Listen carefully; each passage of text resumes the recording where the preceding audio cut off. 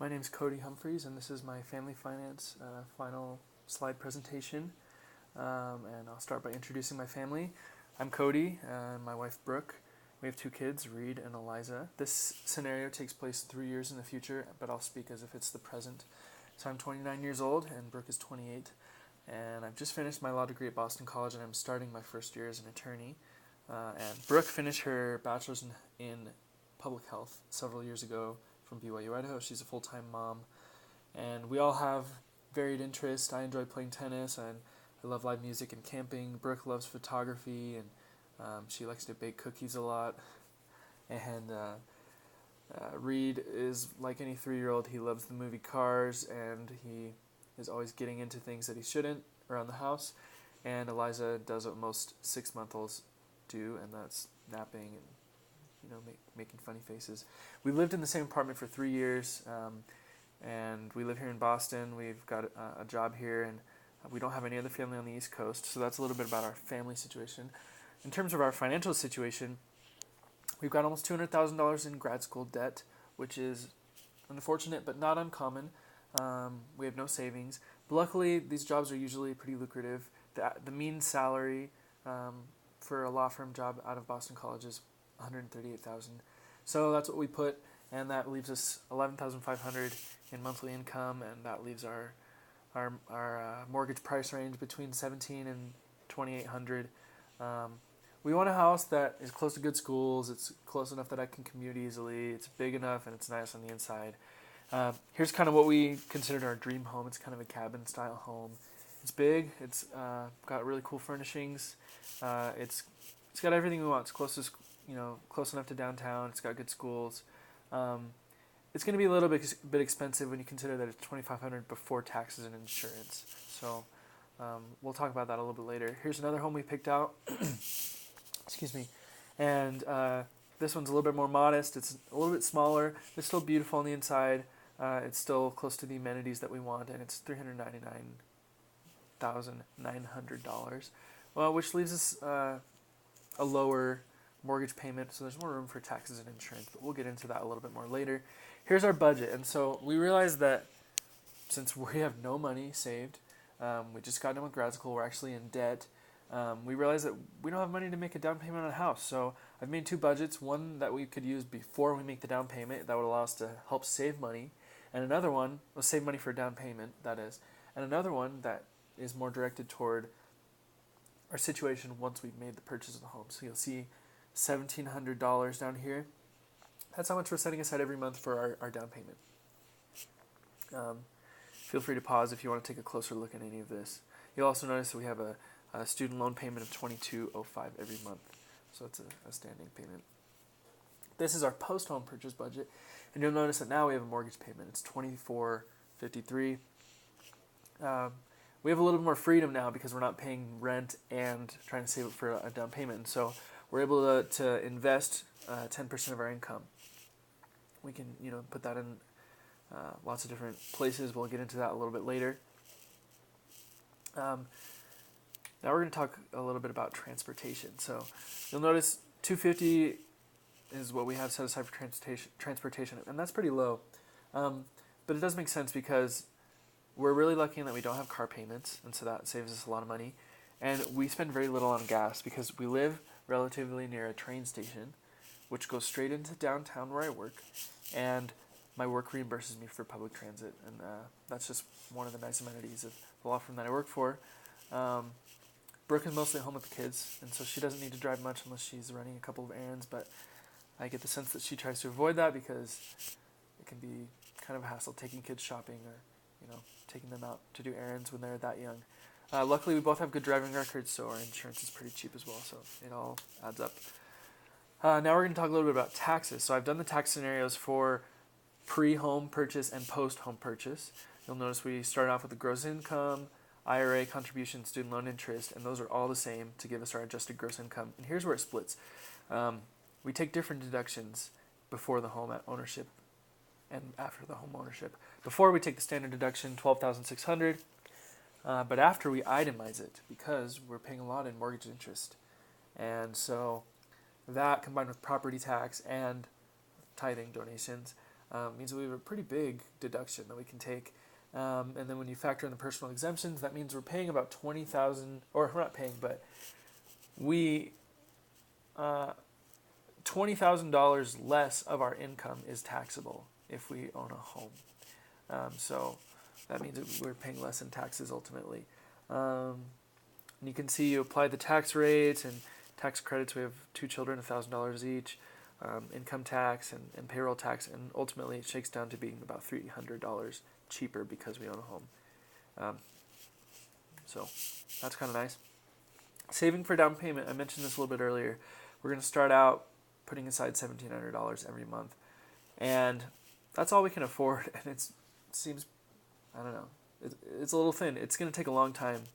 It's going to take us almost 4 years, 48 months basically, to save a down payment for this, and that's going to be a reason that we're going to have to revisit this a little bit later and say, is this worth it, and is this the most prudent choice for us right now? But we'll get to that a little bit later.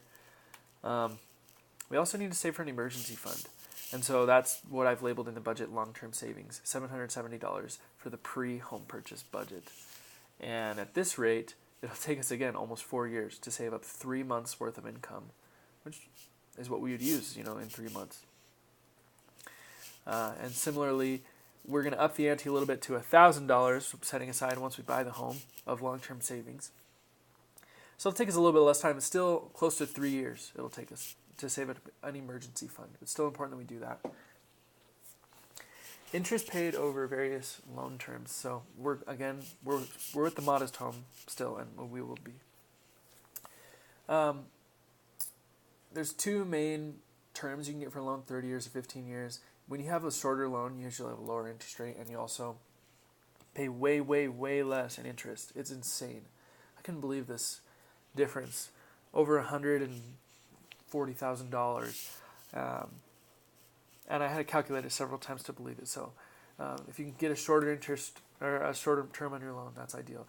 I saw that and I decided I wanted to try to get a 20-year. I didn't think I could afford a 15-year, but I got a 20-year interest rate. It's a lower interest rate because I have a good credit score, 740. 740 and above is considered a good credit score. And one thing I've learned is the higher your credit score, the lower your mortgage rate. And so we put 20 down and we have a good credit score, and so we're able to get this 20-year fixed rate loan. And this is our PITI, P-I-T-I, principal, interest, tax, and insurance. Our home insurance is 104, and because we have 20% equity, we don't need a personal mortgage insurance. Okay, back-end ratio, this is really important. So back-end ratio is basically what lenders use to determine if they should give you a loan. If your finances look such that you'll be able to pay it back, so they're not making a bad business deal for themselves. And unfortunately, the way it was all structured, I didn't know about this. This is what should happen first, right? Because before you do anything, you say, am I even approved for this loan? Do I even have the numbers? Do I have the finances that are going to qualify me for this loan? Fortunately, we didn't get to this until later in the class, and so I structured my whole thing not including this. And the budget and the taxes, they all presuppose that you have a number for the mortgage. So I've done that. I just haven't included the my student debt as a factor because basically that would have disqualified me for this loan. And so I've decided to deem that short-term debt, even though I know that if you went to a bank, you wouldn't be able to do that. But if I did include my student debt amount per month, if I added that here and then divided it, it would be closer to 50, which means if your back-end ratio percent is over 36, then you're not going to get the loan. So, anyways, this is how it adds up without that. Let's talk about renting versus buying. There's pros and cons to both. Basically, the main difference are renting is cheaper up front, and it's better because you don't have to pay for all the repairs and stuff. But they can raise the rent on you, and you don't own anything at the end of the day. Like, there's no long-term benefit. Whereas buying, the benefits are more long-term. You own property, you have equity in it, you have tax incentives. But you have to repair it yourself. It costs a lot more up front. So it's not as flexible. So here's the moment of truth. Should I buy a house? Should my family buy a house? I'm going to say no, and for a couple reasons. and they all stem from one root cause, and that is student debt. We're going to need to continue renting because student debt has us in a place where we're really not going to be able to make things work. I'm just kind of going through, there's a lot of information on the slide, but we're paying about $2,000 a month toward our student debt, and in order to get a loan that'll, in order to get a loan that'll work for our budget, our tight budget, we're going to need to make a pretty big down payment. And unfortunately, with rent and all these other big expenses, it's going to be really difficult to save up that money and pay off student debt and pay for rent. And so that's already putting off our time, our opportunity to buy a house by like 4 years. So that's going to be one reason why it's going to be very difficult to buy a house and maybe not the most prudent choice at the moment. The other reason that also stems out of student debt is back-end ratio. So like I said, we have a pretty tight budget and we can't afford to pay much more than $2,500 after taxes, interest, insurance for mortgage. And so, when you factor with the back-end ratio and you have $2,500 and then you add tithing and student loan liability, it's going to exceed the 36% rule like I mentioned a minute ago. And so it means we're not going to qualify for the loan in the first place. And so we're going to need to, get things in order a little bit more before we do that. So what's it going to take to be able to buy a house? Well, we're going to have to get out of debt. And I think one strategy that would be a good one here is just putting your nose down and focusing more of our resources toward getting out of debt. We're paying $2,205 right now. We can up the ante and pay $2,700 and get out of debt in 7 years, or $3,800 and get out of debt in 5 years. If we were able to get totally out from under that burden, we'd be paying less interest to those guys. So that way we're not paying interest to 2 different lenders, and that would provide us with some financial freedom we need to shift things around on our budget so that we can put more towards saving for a down payment and make the whole process of buying a home more smooth. So in essence, we need to wait until we're less financially vulnerable. Take advantage of the cheapest rent we can find and just live really cheaply until we can pay off our debt and get our finances a little bit more in order.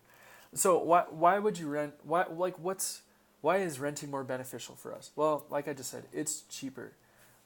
It's cheaper upfront. We don't have the upfront capital right now to buy a house.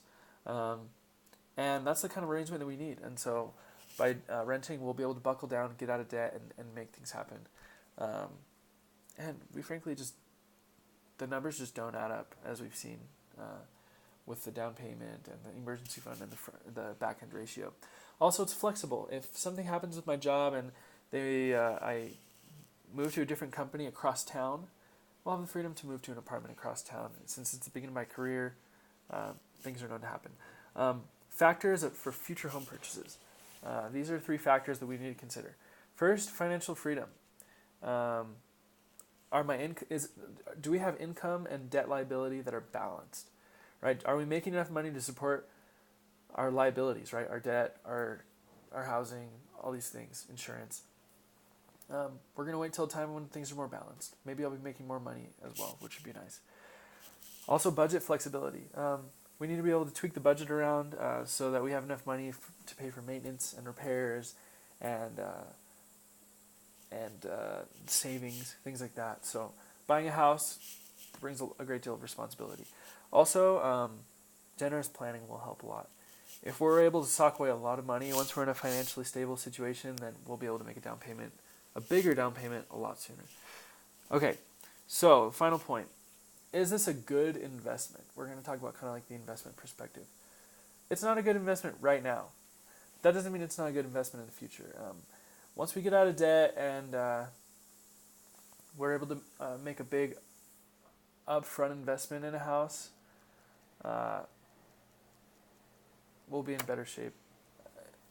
Essentially what I'm saying is we've made a big investment already in education. We paid a lot of money to get a degree that can lead to a lucrative career. And so now we need to wait for that to pay off. We need to wait for what we paid into it to return to us and exceed the amount that we've paid. I don't know if that makes any sense. We paid for the